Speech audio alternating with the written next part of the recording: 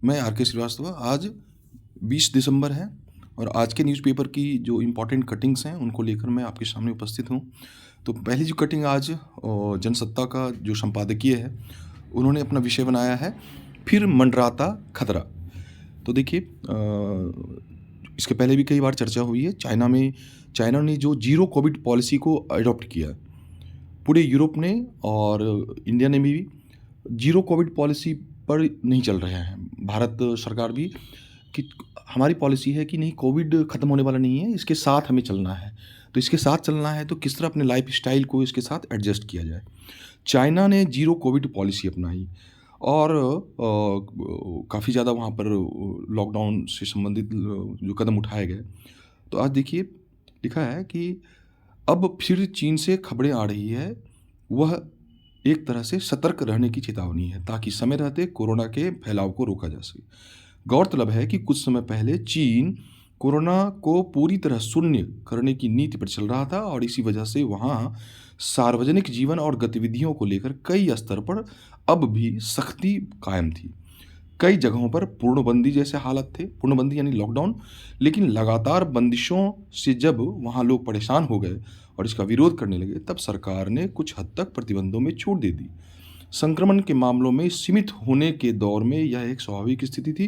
देखिए, जब पिछले 8-10 दिनों से न्यूज़पेपर में कई सारे, चूँकि देखिए चाइना एक कम्युनिस्ट कंट्री है, तो वहाँ के बारे में जो इन्फॉर्मेशन है उसका एकमात्र स्रोत वहाँ की जो गवर्नमेंट जो चैनल्स हैं, सरकारी चैनल हैं, न्यूज़ चैनल हैं या मीडिया है, वही है।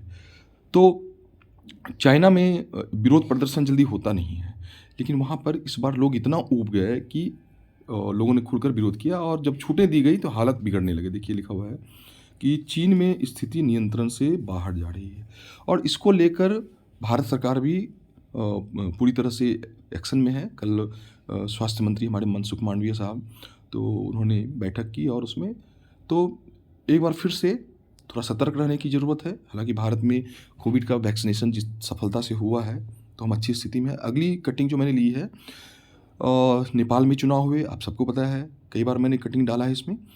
नेपाल में चुनाव हुए, देवा प्रधानमंत्री थे और चूंकि किसी भी पार्टी को बहुमत नहीं मिला है तो फिर से नेपाली कांग्रेस पार्टी के संसदीय दल के नेता चुने गए हैं। कौन? शेर बहादुर देवा। ठीक है, तो शेर बहादुर देवा फिर से लगता है कि नेपाल के प्रधानमंत्री बनेंगे।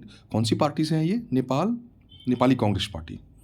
नेक्स्ट, अगली जो कटिंग मैंने ली है, the new military add packaged by the USA worth $1.8 billion include patriot, same and JDM. ये पैट्रियोट मिसाइल है ना, और सरफेस टू सरफेस और एयर टू सरफेस दोनों तरह के हैं।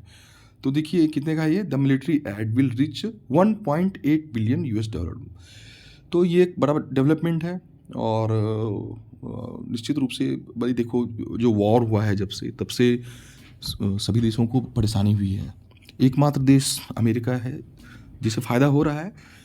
तो अमेरिका के हथियार कम से कम बिक तो रहे हैं और भी कई सारे फैक्टर्स हैं इसमें। खैर, ये कदम दिखाता है कि अभी युद्ध इतना जल्दी ख़त्म होने वाला नहीं है, क्योंकि रसिया भी इस चीज़ को टॉलरेट नहीं करेगा। अगली कटिंग की ओर बढ़ते हैं हम लोग।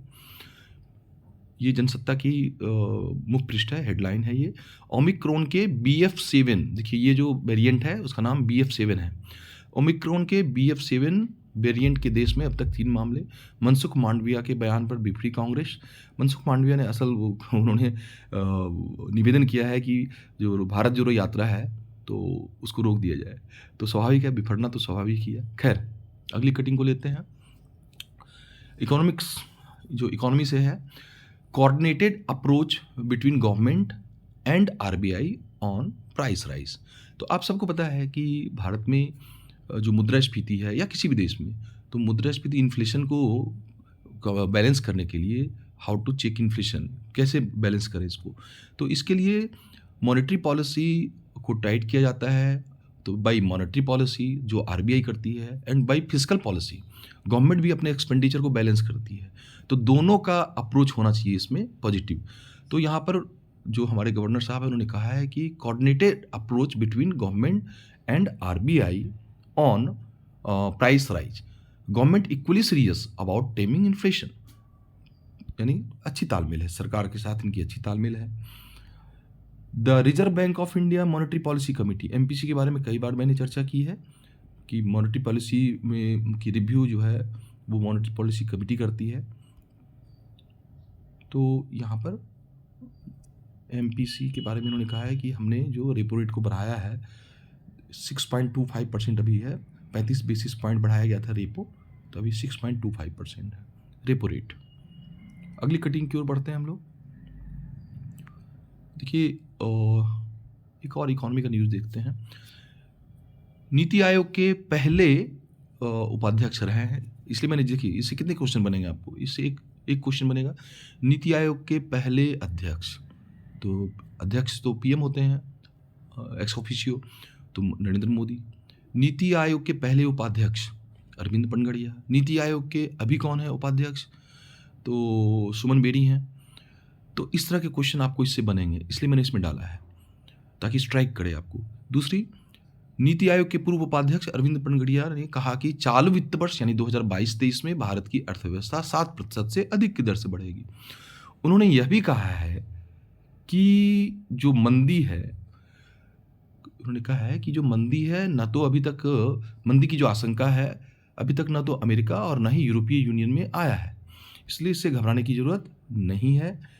और एक बात और उन्होंने अंत में कहा है कि बेरोजगारी के सवाल पर कहा कि पीरियोडिक लेबर फोर्स सर्वे को देखते हुए नहीं लगता है कि बेरोजगारी दर अधिक है।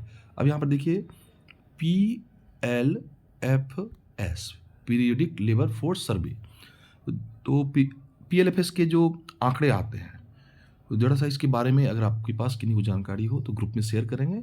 अदरवाइज PLFS क्या होता है, यूजुअल स्टेटस क्या होता है, जो बेरोजगारी से संबंधित जो आंकड़े आते हैं, तो पहले वो NSSO के द्वारा लाया जाता था, लेकिन अब NSS को मर्ज कर दिया गया NSO में।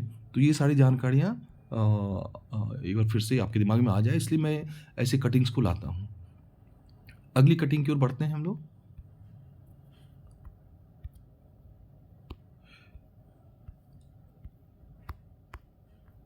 अगली कटिंग देखिए, एक न्यूज़ है कि तेलंगाना के मामले में है, तो ये चीज़ आपको भी समझना चाहिए, इसलिए मैंने यहाँ पे इसको लाया है मैंने। प्रदेश धान की खरीद राज्य सरकारों द्वारा की जाती है और राज्य की आवश्यकताओं को पूरा करने के बाद चावल को सेंट्रल पूल में भेजा जाता है, सेंट्रल पूल में भेजा जाता है। एक और इन्फॉर्मेशन है, निर्यात को बढ़ावा देने के लिए भारत ने 13 FTA क्या हुआ, फ्री ट्रेड एग्रीमेंट, 13 FTA किए हैं और 6 तरजीही समझौतों पर हस्ताक्षर किए। तो ये जो 13 FTA है, तो आप बताएं कि हाल में भारत ने किसके साथ FTA किया है। हाल में भारत ने ऑस्ट्रेलिया के साथ, हमारा जनवरी के फर्स्ट वीक में लागू हो जाएगा ये, तो जनवरी में ये मान के चले आपके ऑस्ट्रेलिया के साथ हमारा हो जाएगा। उसके पहले हमने UAE के साथ किया, मॉरिशस के साथ हमारा पहले से ही है, लेकिन इसके अलावा भी और 13 FTA हैं जो अलग अलग नाम से हैं।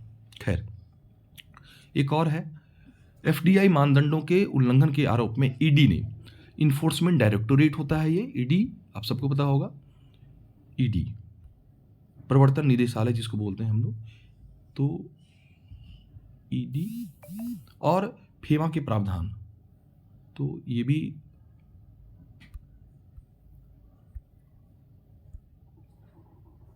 FEMA, foreign exchange management act, तो फेरा कब लाया गया था, फेमा कब लाया गया था, और इसके क्या प्रावधान है, और ED की क्या भूमिका है, इन्फोर्समेंट डायरेक्टोरेट की जो मनी लॉन्ड्रिंग होता है उसमें क्या भूमिका है, prevention of money laundering act कब लाया गया। तो ये सभी बातें आपके दिमाग में स्ट्राइक करें, और अगर आप भूल रहे हैं तो उसको थोड़ा रिवीजन कर लें, इसलिए मैंने इस कटिंग को डाला है इसमें। अगली कटिंग की ओर बढ़ते हैं। अगली कटिंग है 7% रहेगी विकास दर, ये तो चर्चा हो ही गई। कुल मिलाकर एक बार फिर से नज़र डाल लें, जनसत्ता का संपादकीय, देवबा मिलिट्री एड जो दिया गया है यूक्रेन को, ओमिक्रॉन का जो वेरिएंट है नया, शक्तिकांत दास का जो स्टेटमेंट है वो, इसके अलावा फेमा, फेरा और पनगड़िया साहब का जो स्टेटमेंट है वो। तो आज के लिए इतना काफ़ी है। Thank you for watching. धन्यवाद।